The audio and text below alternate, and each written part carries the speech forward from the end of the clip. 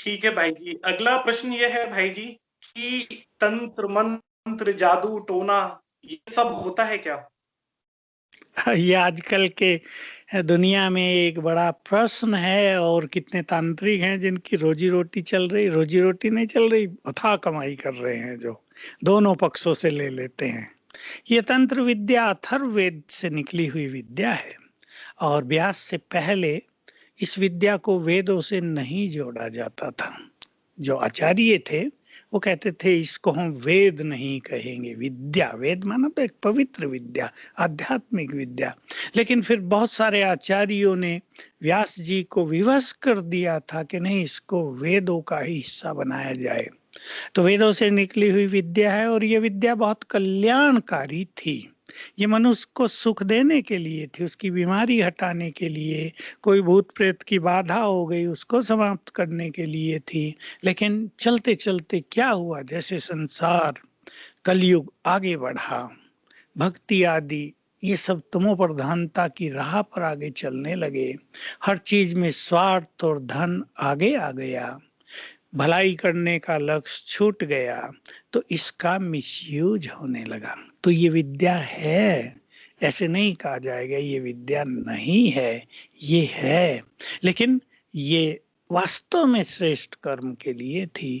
आज इसका तामसिक प्रयोग होने लगा है, इसलिए ये विद्या बदनाम हो गई है, और बहुत घरों में ये पहुंच गई है। टीवी पे बहुत कुछ आने लगे हैं जहां तहां, तो लोग वशीकरण कराने लगे, और कई दूसरों को तंग करने में इस विद्या का प्रयोग किया, इसलिए इस विद्या को बदनामी मिली है। और इस तरह किसी भी चीज का जब दुरुपयोग ज्यादा होता है तो वो विद्या हमेशा नष्ट होने के कगार पर आ जाती है। ये स्थिति हम इस विद्या की देख रहे हैं अब। भाई जी, कभी आपके पास कुछ ऐसे लोग आए हों जो इस विद्या के कारण बहुत परेशान हुए हों और उन्होंने आपसे समाधान मांगा हो?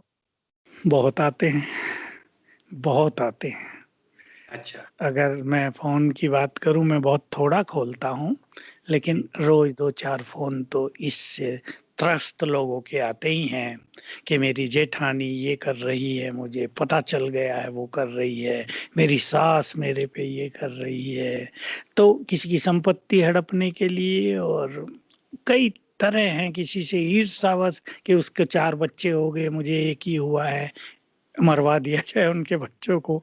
ये सब दुरुपयोग इस विद्या का होते हुए हम देखते हैं, और ऐसे केस बहुत आते हैं, और हम अपना आध्यात्मिक समाधान लोगों को देते हैं। वो आध्यात्मिक समाधान भाई जी हमको भी बता दीजिए।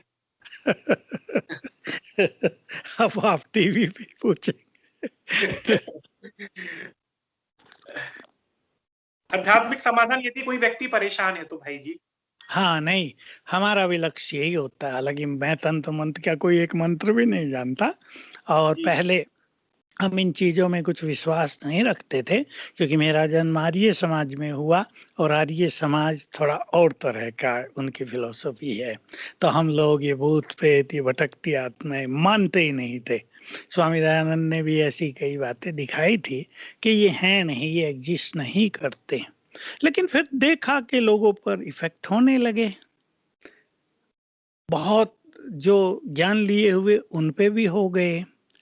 किसी ने मान लो मार्ग में पूजा की हुई है, उसको पैर उसके ऊपर आ गया तो उसका हाल बिगड़ गया, उदासी आ गई, नींद नहीं आ रही, छोटे छोटे इफेक्ट आने लगे। तो मैं इनके अपने आध्यात्मिक प्रयोग लोगों को सिखाने लगा। मैंने नींद ना आने वालों को रात को लिखना सिखाया कि 108 बार लिखो, मैं एक महान आत्मा हूँ। नींद आने लगी।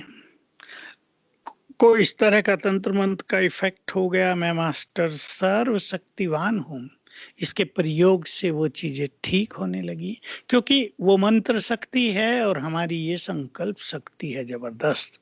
और इस संसार में सबसे अधिक शक्तिशाली संकल्प ये है कि मैं सर्वशक्तिवान की संतान, मास्टर सर्वशक्तिवान हूँ। क्योंकि आजकल और बहुत चीजें हो रही हैं। मैंने कई बार पहले भी कहा कि कोरोना से जो डेथ हो रही हैं लोगों की, उसमें थोड़ी दयनीय स्थिति होती है मनुष्य की। दो चीजों का इफेक्ट ज्यादा हो रहा है जिसके कारण ये आत्माएं भटक जाती हैं, पुनर्जन्म इनका नहीं होता। एक तो अंतिम संस्कार नहीं होते ठीक से। सभी धर्मों में अंतिम संस्कार के विधि विधान हैं, और वो विधि विधान इसीलिए हैं कि वो आत्मा शांत होकर पुनर्जन्म की ओर चले, क्योंकि जब तक उसका चित्त शांत नहीं होगा वो जाएगी नहीं। जैसे हिंदू धर्म में जला दिया जाता है बॉडी को, इसके पीछे रहस्य ये था कि वो आत्मा तब तक सूक्ष्म शरीर लेके ऊपर ही रहती है, और वो देख रही है मेरा बॉडी वहां है, मैं जाऊं उसमें, मोह उसको वहीं घुमाता रहता है। अब जब वो देखती है कि बॉडी तो जल गया, तो शांत होके चली जाती है।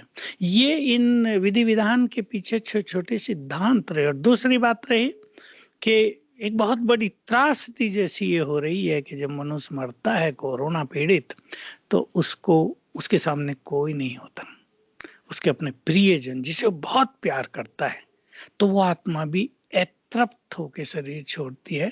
तो इनमें से बहुत सारी आत्माएं भटकती हैं, तो ये वहां पहुंचती हैं जहां इनको शांति मिलती है। बिल्कुल, ये हमें मानना ही पड़ेगा, क्योंकि ये सब तो बुरे नहीं होते ना, पाप कर्म वाले तो सब नहीं होते। बहुत अच्छी आत्माएं, बड़े अच्छे भक्त जिन्होंने दूसरों को बहुत मदद की है, ऐसे लोग भी होते हैं। तो ये आत्माएं जहां से इन्हें कुछ सहारा मिले, शांति मिले, सांत्वना मिले, थोड़े अच्छे वाइब्रेशंस मिले, वहां ये आती हैं। और आती हैं तो क्योंकि ये अतृप्त होती हैं, तो उनकी बैड एनर्जी नीचे वालों को कष्ट पहुंचाने लगती है। जैसे किसी को नींद नहीं आएगी, आपस में लड़ाई होने लगेगी, मन उदास रहने लगेंगे, बने कार्य बिगड़ने लगेंगे। तो हम इसमें ओरा बनाना सिखाते हैं। अपने चारों ओर शक्तियों का आभा मंडल बनाओ, तो आप इससे सेफ रहेंगे। अपने घर को भी इस आभा मंडल में बांध दो, इससे सेफ रहेंगे। और एक बात मैं सबको बताना चाहता हूँ, जो मैंने बहुत जगह कराई है, कि अपने घर या सेवा केंद्र का जो मेन गेट है, एंट्रेंस, वहां शिव बाबा की बड़ी लाइट जला दो। तो ये आत्माएं उसके वाइब्रेशंस के कारण अंदर नहीं आ पाएंगी। और अगली चीज हम ये कराते हैं कि इन सभी आत्माओं की मुक्ति के लिए योग अभ्यास, बहुत अच्छा मेडिटेशन, तो 21 दिन करने से हमने बहुतों को मुक्त होते देखा है। आत्माएं नमस्कार करके, धन्यवाद देकर, बहुत शुक्रिया, दिल से शुक्रिया मानकर कहते हैं अब हम जा रहे हैं। शिव बाबा हमें नया जन्म दे रहे हैं, उन्हें सब आभास होने लगता है। भाई जी, आपने बताया कि यदि गेट पे शिव बाबा की लाइट लगा दी जाए तो आत्माएं अंदर नहीं आती है, लेकिन जब मनुष्य बाहर जाता है, तो उस वक्त वो क्या सेफ्टी रख सकता है कि नकारात्मक जो शक्तियां हैं? एक तो अपने चारों ओर आभा मंडल बना के चले, 1 मिनट में शांति में बैठे, 7 बार याद करे मैं मास्टर सर्वशक्तिवान हूँ, आभा मंडल बन गया। उसकी अवेयरनेस के साथ घर से बाहर चले। दूसरा, ये जो बैज है ना बाबा ने दिए हैं, ये पहन के रखें सदा, इसका इफेक्ट बहुत ज्यादा है। ये गॉड सिंबल है ना, इसमें बहुत इफेक्ट है। और इसको अगर राइट हैंड में लेके चार्ज कर दिया जाए, उस पर दृष्टि डालो, 21 बार संकल्प करो मैं मास्टर सर्वशक्तिवान हूं, तो ये बैच चार्ज भी हो जाएगा। फिर इसको पहन के चलेंगे तो इससे तरंगे निकलती रहेंगी सदा ही, और कोई भी ऐसा बुरा इफेक्ट नहीं होगा।